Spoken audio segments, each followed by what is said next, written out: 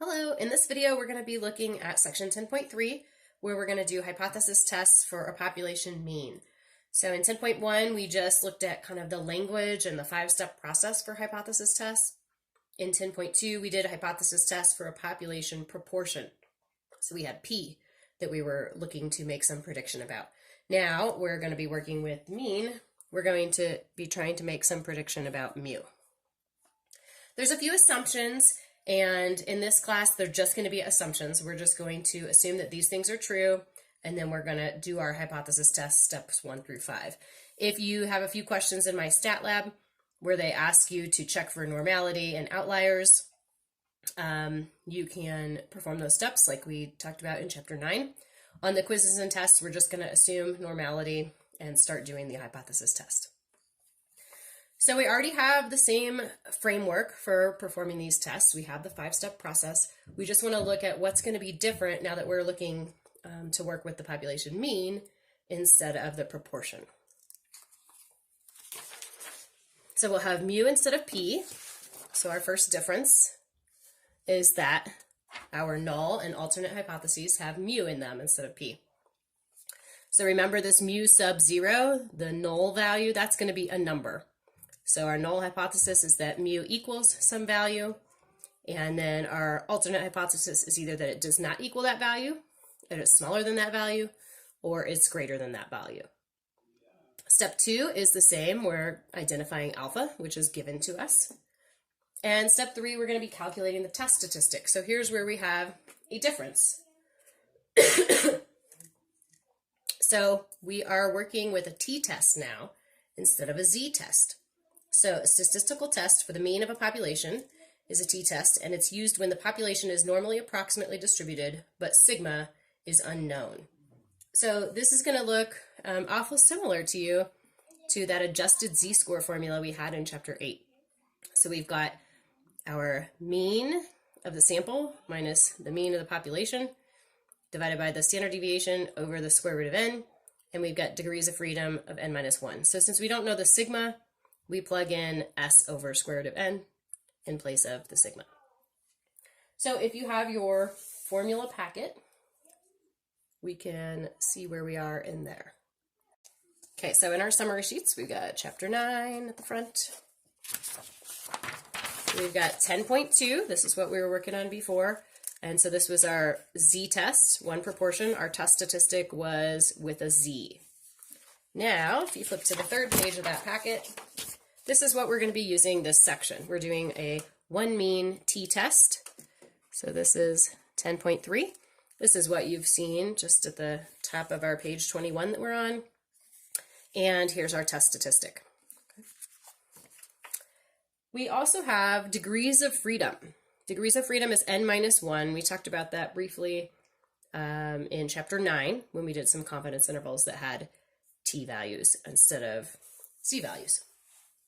Our step 4 is going to be the same. We're going to start drawing 2 pictures now. So this section will be a little bit quicker because we're going to do our critical value and p-values on both questions, both versions of step 4 on each question right from the beginning. So we have a bit fewer examples. To find our critical values, we're going to use table 7 or inverse t instead of using inverse norm. So to find the critical value using table 7, we want to figure out if it's 1 or 2-tailed and then determine the correct column. So if it's 1-tailed, alpha is the column we're looking for. And if it's 2-tailed, then we'll have to find alpha over 2. So table 7 is our t distribution. And remember, degrees of freedom is n minus 1.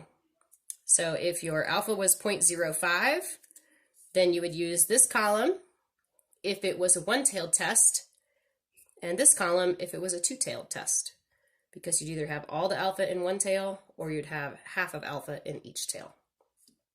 So this table is just set up to be looking at the area in the right tail. So if you had just a left tail test, you could still use these values across the top, but then your critical t value would be negative instead of positive. Determine the correct row. Find the row with the degrees of freedom, n minus 1.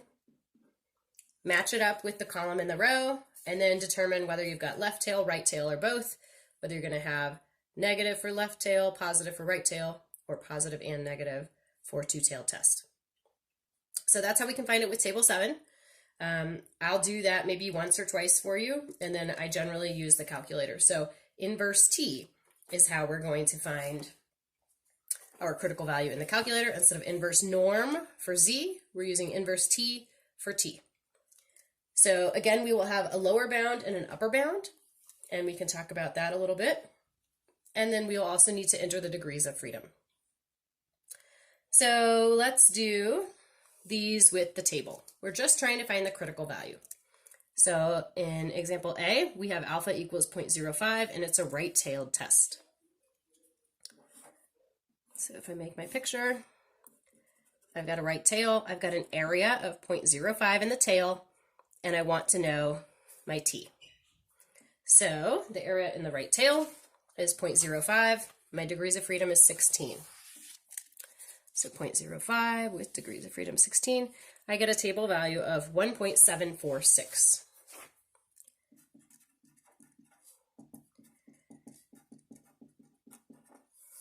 If I use the calculator, then I can do second varors to get into the variable menu. Inverse t is just below inverse norm. The area is 0.05 because it was just one tail, and the degrees of freedom is 16. And I'll get my same value. Now remember that the calculator is going to give you kind of the left one, so you just need to adjust. And since you have your picture here, you can see, oh yeah, t is a positive value, so I need the positive 1.746. Okay, here we've got a left-tailed test. And alpha is 0.01. And I'm looking for my t, which is going to be negative. It doesn't hurt if you just put that on the picture. Put a positive here if you want to remind yourself. And degrees of freedom is 22. So 0.01 and 22. 0.01, 22. We're looking at 2.508. So from the table, t is 2.508. What's missing? It's a negative critical value. It's a left-tail test. So even though the table gives me that positive value, I need to include the negative sign here. It's really negative. If I have a two-tailed test, I need to split up my alpha into the two tails. So 0.10 divided by 2 is 0.05. So that's the area in each tail.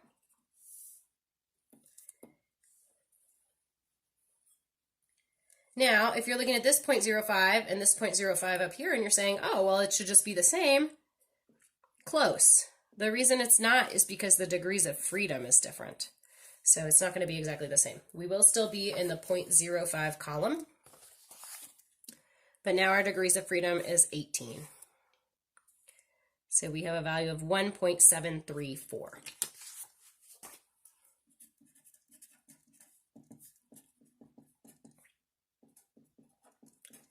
Now, there's two critical values, right? So there's a positive one and a negative one, so I have two different values of t. I have plus or minus 1.734. And so I'm showing you the table right here, but most of the time moving forward, I'm just going to use inverse t. Okay, and right up here, there's your reminders. I don't think that's right. I think that's a typo. It's your area and then your degrees of freedom. Sorry about that. So inverse t asks you for your area and your degrees of freedom.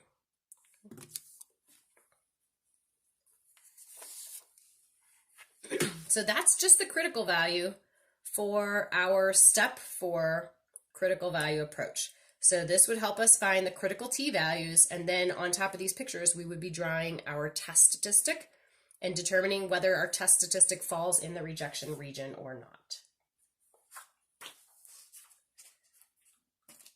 when we do step 4 with the p-value, that's going to be different as well, since we're working with t instead of z. So anytime we have proportions, we have z, and when we have t's, we have t. So normal goes with z, and t's go with t, and t's are for the mean, the average, and z's are for the proportion. So to find the p-value in the calculator, there's also an option here with t, and it's TCDF. So if you recall in the last section, we used inverse norm and normal CDF. Those were both relating to a z-score. Now we're having a t-score, so we're using inverse t and TCDF. TCDF is the one that's going to ask you for the lower and the upper bounds and the degrees of freedom. So we calculate our test statistic. We figure out whether it's one or two-tailed test. So are we going to draw the test statistic and its opposite, or just the test statistic? We find our degrees of freedom, and then when we find our p-value, we're generally just using this TCDF to find one of the tails. So if it's two-tailed, we need to double that amount.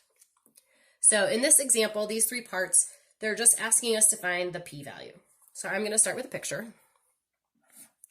Here I've got a positive test statistic at 2.06. So I know my t-value is 2.06, but I don't know how much area I have in the tail. That's the p-value. Okay. The sample size is 11. That means n is 11. That means the degrees of freedom is 1 less. It's 10. And the test is right-tailed. Well, I hope so. Since our test statistic was positive, I kind of made that assumption, right? It's over here on the right. It's a right-tailed. They could have told us, though, here it was a two-tailed test, right? We'd still only have 1 test statistic, but we could have 2 tails. So here I need to do TCDF. The lower bound, where my shading begins, is 2.06. My upper bound is going to be somewhere way out to the right. We've been using 1,000 and negative 1,000. So since we're to the right, positive 1,000. And the degrees of freedom is 10.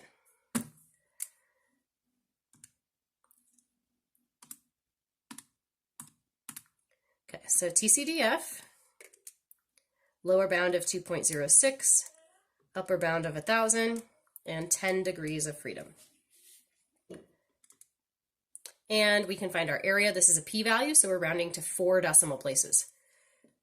0.0332. So that's our p-value, and then at the end of step 4, remember we take our p-value and we compare it to alpha to determine whether we're going to reject h sub 0 or fail to reject. But for this part, we're just looking for the p-value. Okay, test statistic is 2.98. Pretty far out there. The sample size is 6, so that means there are 5 degrees of freedom. And this time the test is two-tailed. So we've got 2.98 to the right and negative 2.98 to the left. So what we can do is we can find the right tail, and that's going to be TCDF, 2.98 to 1,000, comma 5. And that's the area in the right tail, and then we're going to double it because we have a two-tailed test.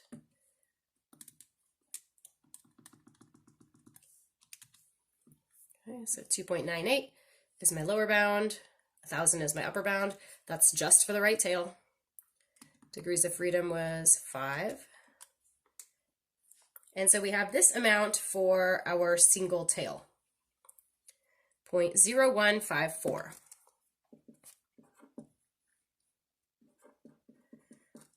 But my p-value is going to be twice that because I have area in both tails I need to account for. So I can double that and I should get 0.0308. That's my p-value that I will compare to alpha. What would these conclusions be? Okay, so let's remind ourselves what happens when we compare to alpha. What would the conclusion be for this scenario B if alpha was 0.01? If you don't remember, that's okay. You have your handy dandy formula sheets. So if the p-value is less than alpha, you reject.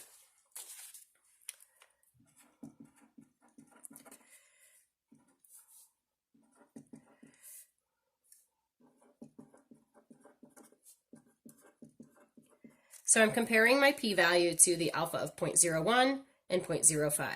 Here, 0.0308 is less than 0.05, so this is where I get to reject h sub 0. But over here, this p-value is greater than alpha. That's not really what I wanted. That's when I failed to reject the null hypothesis. And part C. What if the test statistic is negative 1.5? So hopefully it's a left tail, huh? Yeah, it's a left tail. So negative 1.5. N is 28. So degrees of freedom is 27. And I have a left-tailed test. So now I'm going to find the area in my left tail. So the p-value is the area, which is TC df. So this time my lower bound is way out there to the left. I'm using negative 1,000 for my lower bound, negative 1.5 for my upper bound, and 27 degrees of freedom.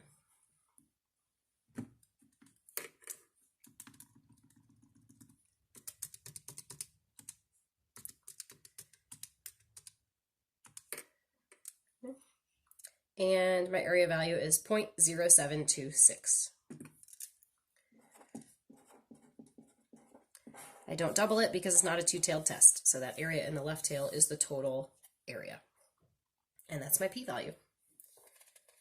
Okay, so what's different? In step 5, we write the conclusion. So before we go to work out a question, we have another summary page. So this is really close to what's in the little summary formula packet. Real close to this page. So for my 10.3 page, I've got all this stuff. Remember, my claim is whatever's in H1. So we have our 3 different ways that our hypotheses could be set up. We find alpha, we're just going to assume it's normal. We're going to find our test statistic with this formula. So remember, these are both mean, so you need to look into the question for the wording. So x bar is the mean of the sample, mu would be the population mean, S is our standard deviation, N is our sample size, degrees of freedom is 1 less than our sample size. So here's the summary of what we just did, okay? In the critical value approach, we can use inverse t to find the critical t values. We do have to check if it's 1 or 2-tailed and what the alpha is and make the correct sign, positive, negative, or both. And then these steps are the same. And what we just looked at here was at the p-value approach, we use TCDF in the calculator. If it's 2-tailed, we need to double the area we find from one of the tails and look at our alpha. And then those steps are the same as well. So again, state the conclusion. There is or is not sufficient evidence to support the claim that was made in H1. Now, if you look at your test statistic, you need X bar, your mean, and S, your sample standard deviation. There are a couple of questions in the homework where they don't give you those values. What they give you is a whole set of data. So if they just give you a whole set of data, you can find the average of that data, and you can find the standard deviation of that data. You can enter them all into stat, edit, remember that? We go here into stat and put it into a list, and then stat, calc, one variable stats, and that will calculate the X bar. I've got some data in here so we can do it, right? Stat, calc, one variable stats, and there's my X bar of 21.43, and there's my S of 5.45. Okay, so if they give you a set of data, don't be thrown off that you don't have these values you need for the test statistic. You can find those values yourself. So they're making you be real independent here. Okay, page 24 is a question that I'm leaving for practice. You can come visit my Zoom hours to talk about that one. I will have the answers in the 10.5 video, but that is one for you to practice after you look at these two that we're going to do together in the notes in the video. Then you can go look at page 24 and practice that one.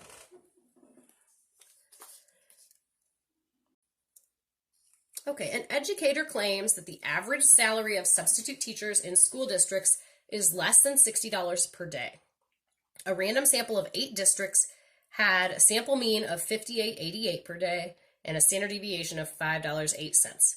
Is there enough evidence to support the claim at alpha equals 0.10? Use both the critical value and p-value methods. So what do we know? Well, we know alpha is 0.10. This 60 is coming into play, okay? An educator claims that it is less than 60 per day. That sounds like a claim that might be in H1, right? We do have a random sample of 8 districts. So N is 8. We have a sample mean. So is that X bar or mu? X bar. X bar is 58.88. And a standard deviation, little s, because the standard deviation was just for those 8 school districts, right? So it's just for the sample. It's not sigma, it's s. 5.08. And this 60, that's what we think the whole population average is, okay? We're going to do our test to see if that holds up, but that's kind of what we've been given as our status quo. So when you see mean, you know you're going to be doing a t-test, not a z-test. Okay.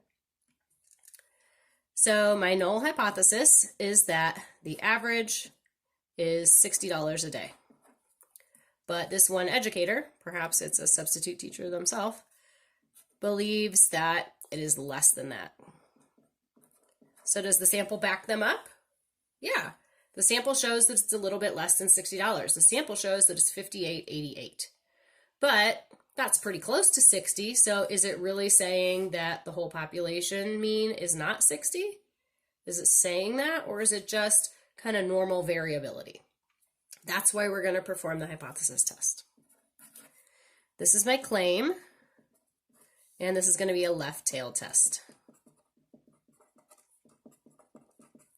Alpha is 0.010. So now I'm going to find my test statistic. My first time using my new formula. My test statistic, that's a t instead of a z, is x bar minus mu over s over square root of n.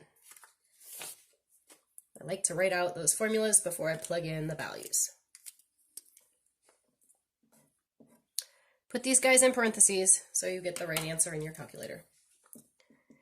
So 58.88 minus 60 over 5.08 divided by the square root of 8.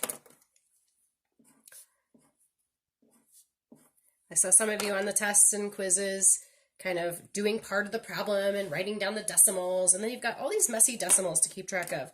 So please try just writing the whole thing into the calculator at one time. And then you can just round one time at the end, and you have the most precise answer. And it's easier. You don't have to write out all those decimals. So 58.88 minus 60 divided by 5.08 divided by square root of 8. This is a test statistic. We're rounding to 2 decimal places, negative 0.62. Now I'm going to draw my critical value picture.